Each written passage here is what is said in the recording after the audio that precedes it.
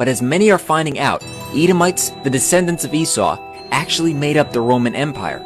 As a matter of fact, the Jewish Encyclopedia also states that the name Edom is used by the Talmudists for the Roman Empire, and they applied to Rome every passage of the Bible referring to Edom or to Esau.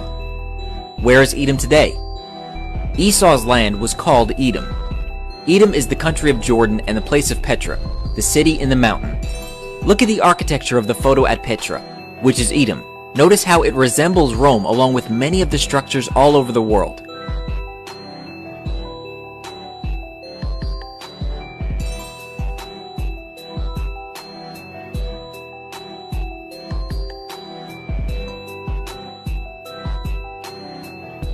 Our sports stadiums resemble the Colosseum. Even modern-day sports are in fact derived from Rome. European systems of government are set up like the early Roman Empire, having both Senate and the Republic, local government, and other things as well. Esau's descendants are called Edomites. Later, they're called Idumeans. Idumea or Edom in Hebrew was the region south of Judea, originally inhabited by the reputed descendants of Jacob's brother Esau. Edom was periodically subjected to Judea under David and Solomon the Maccabees, homeland of the house of Herod. There were no natural boundaries between Idumea and Judea, so the borders were always in flux. According to the Jewish Encyclopedia, 1925 edition, in 163 BC, Judas Maccabeus conquered the Edomite territory for a time. They, the Edomites, were again subdued by John Hyrcanus about 125 BC, by whom they were forced to observe Israelite rites and laws of the Torah. They were then incorporated with the tribe of Judah, and their country was called by the Greeks and Romans Idumea. With Antipater the Idumean began the Idumean dynasty that ruled over Judea till its conquest by the Romans. From this time, the Idumeans ceased to be a separate people. Therefore, Edom later became known as the Roman Empire. With the sacking of Rome by the barbarians came the mingling or spoiling of Esau's seed, thus fulfilling the prophecy of Jeremiah 49:10. But I have made Esau bare. I have uncovered his secret places, and he shall not be able to hide himself. His seed is spoiled, and his brethren and his neighbors, and he is not. The Goths were Ukraine, Romania, Moldova, Belarus, Poland, and Scandinavia. The Saxons were Germany, the Dutch, the English, Northern Albania, Great Britain, Scotland, Ireland, and Wales.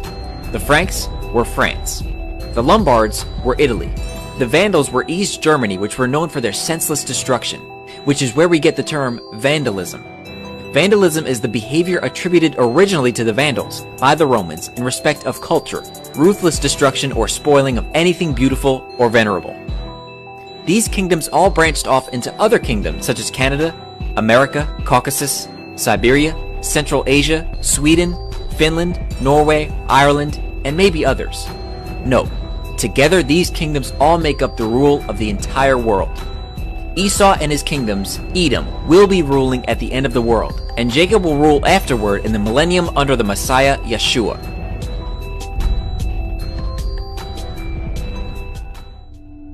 Many Bible scholars teach that the Edomites no longer exist, but Scripture clearly shows them in the last days. Was not Esau Jacob's brother, saith the Lord? Yet I loved Jacob, and hated Esau, and laid his mountains and his heritage waste for the dragons of the wilderness. Whereas Edom saith, We are impoverished, but we will return, and build the desolate places.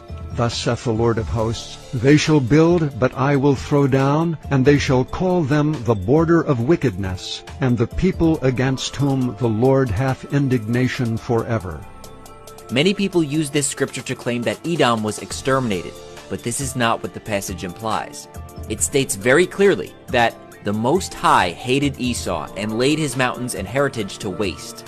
But in the next verse, it states, Edom saith, We are impoverished, but we will return and build the desolate places. At the time of Malachi's prophecy, Edom was a wasteland between 445 and 432 BC. How do we know this? The Most High said, I laid, past tense, his mountains and his heritage to waste. Edom's response was, We will return and build the desolate places.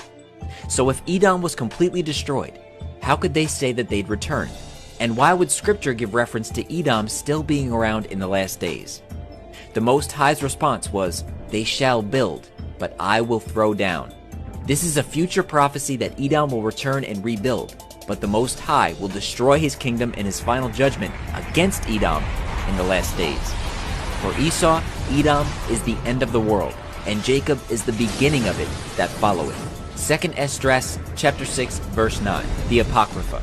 The prophecy in Isaiah chapter 63 verses 1 through 6 confirms that this is indeed what will happen. Who is this that cometh from Edom, with dyed garments from Bozrah? This that is glorious in his apparel, traveling in the greatness of his strength. I that speak in righteousness, mighty to save. Wherefore art thou red in thine apparel, and thy garments like him that treadeth in the wine-fat?